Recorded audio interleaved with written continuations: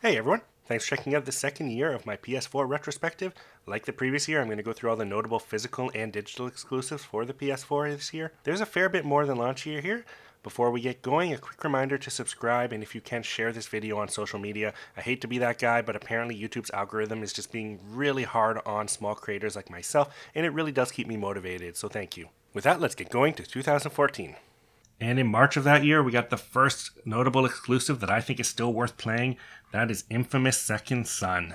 This third game in the Infamous series moves the action to Seattle with new protagonist Delsin, who takes on the new government agency that's been capturing powered people and who attacked the reservation he lives on. The game featured a beautiful world for the time, a great story, but suffered from repetitive and less distinct side quests. Despite not quite living up to the previous games in terms of content, I love the story, the characters, and the gameplay with the unique powers that Delsin acquires throughout the game. The different powers you get really help mix up the gameplay a bit. Again, it's just kind of the side content that hurts it. You do realize when we hit the town, there's a fair chance the town's gonna, head back?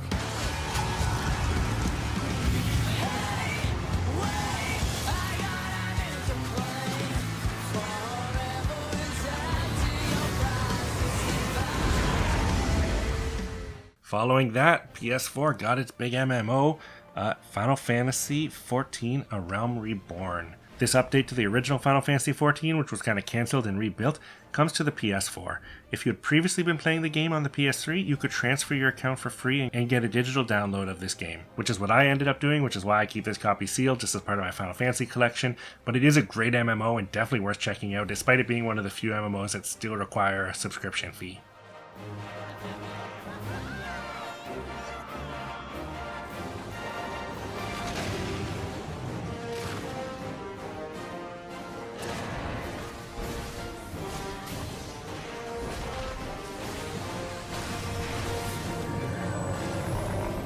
After that, another update from a PS3 game, but a hugely notable one at that, The Last of Us Remastered.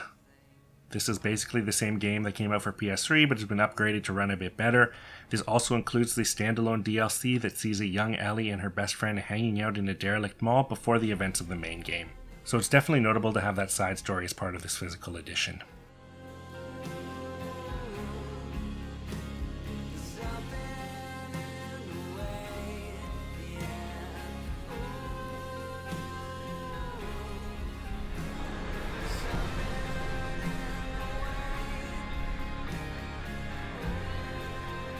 After that, already in October of 2014, Driveclub. This is a racing game developed by Evolution Studios, who had previously made the MotorStorm series. The game features racing events from around the world in a campaign mode that included drift, sprint, or race events, and different time trials, as well as a big focus on its club online mode, where players could join up to a 6-player club and take on other clubs. The game launched with 50 cars and touted a dynamic weather system for rain and snow. More cars as well as a bike expansion were added through DLC.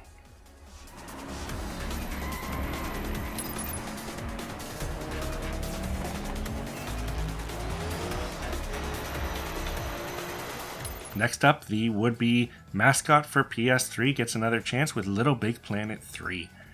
The third Littlebigplanet game launches alongside the PS3 version and steps up everything from the past games.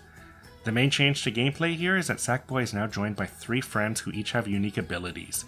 Sackboy can climb ropes, the dog-like Oddboy can run faster and wall jump, the bird Swoop who can fly and pick up Sackboy or Oddboy, and finally Big Toggle is a big heavy Sackboy who can also shrink down to tiny sizes, basically the Ant-Man of Sackboys. The game features the building tools that the series is known for that lets players build their own side-scrolling platforming stages, and they can make mini-games using a ton of different styles of gameplay by using the tools in creative ways. This also let players play levels created in Littlebigplanet 1 and 2, which was a huge deal.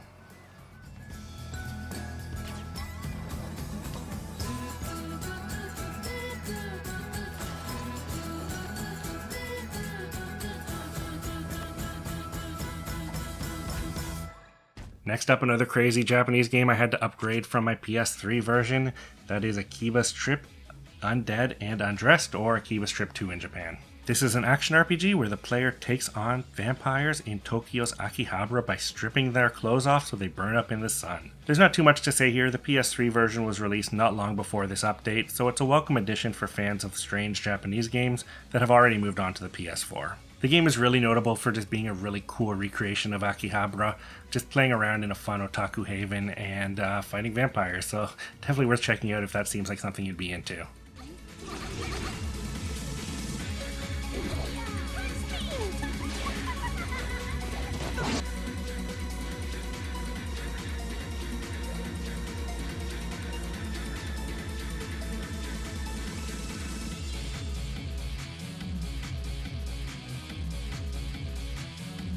And the last notable physical exclusive of the year, releasing December 16th, Guilty Gear Zerd or Third Sign. This is the first game in the Guilty Gear 3 series. It launches alongside the PS3 version and follows the story from the previous Guilty Gear fighting games, and specifically the Xbox 360 action game Guilty Gear 2 Overture. The game steps up the already amazing 2D sprite work with some 3D effects that really help the game stand out. The game has 14 characters, 12 returning from previous games, and 3 additional DLC characters. This game has been updated a couple times now, so probably not worth checking out this specific version, but yeah, this was a really cool launch when it came out.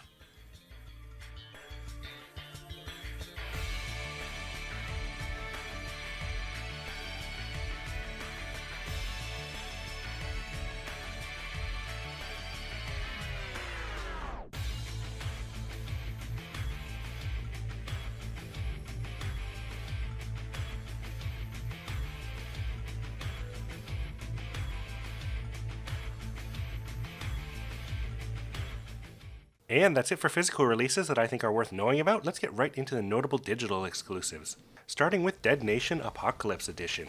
This is an updated version of the PS3's Dead Nation, a 2-player co-op top-down zombie shooters by the creators of Super Stardust. This game features the original game and the Road of Devastation DLC pack. Overall, a decent co-op top-down shooter for the time, but may not hold up now with all the options that are out there. One interesting feature was an online leaderboard that tracked kills by the players' countries, and had a metagame where the infection cycles would restart as soon as a country cleared all its zombies.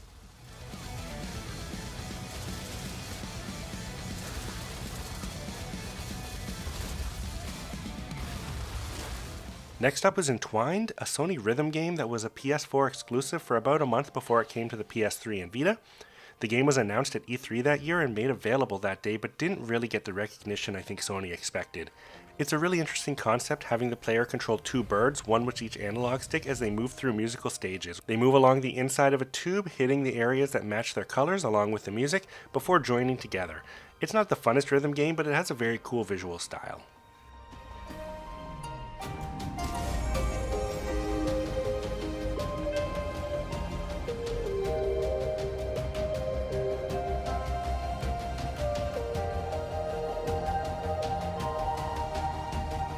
Next up is Hotline Miami, the violent LSD trippy top-down action puzzler cult hit.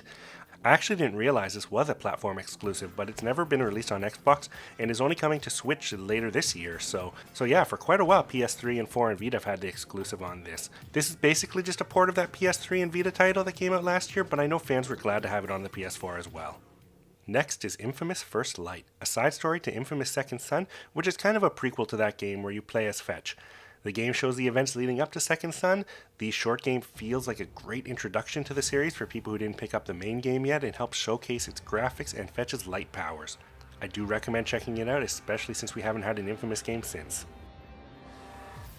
Following that, a charming little indie title, Home. It's a really interesting take on the narrative horror genre, before that really existed as it does now. It's a 2D large sprite 8-bit or almost 2600 style adventure game that has the player moving through retro atmospheric environments, making choices which ultimately define the storyline. Depending on what the player does, you change the reveals and the aspects of the mystery, and it really makes it worth playing this quick game multiple times.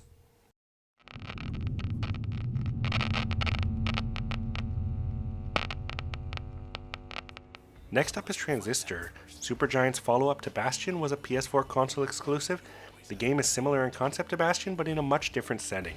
It's an isometric action combat game where you use your various weapons and skills to take out enemies in real time, but now you can also temporarily pause the game to strategize.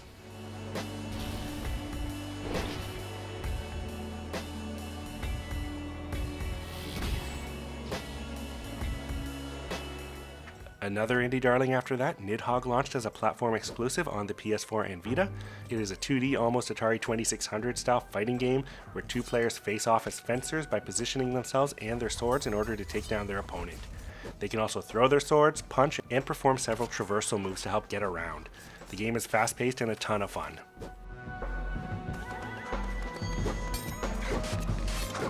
And the last notable digital game for a year, another port of the PS3 game, the Unfinished Swan, is an artistic 3D narrative puzzle game where the entire world is white, but you can reveal edges of it by throwing ink around. The game stars the boy Monroe, who enters the world of his mother's art and learns the story of the king there.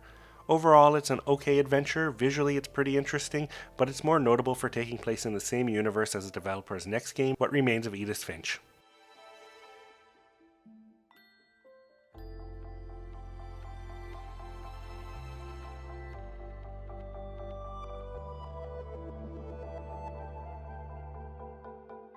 And that's it for 2013 and 14. PS4 hasn't really got its foothold in yet. I mean, I think it is still doing better than the Xbox One at this point, but the real exclusives come next year. The floodgates open, we get a ton of stuff. So stay tuned for that retrospective at some point.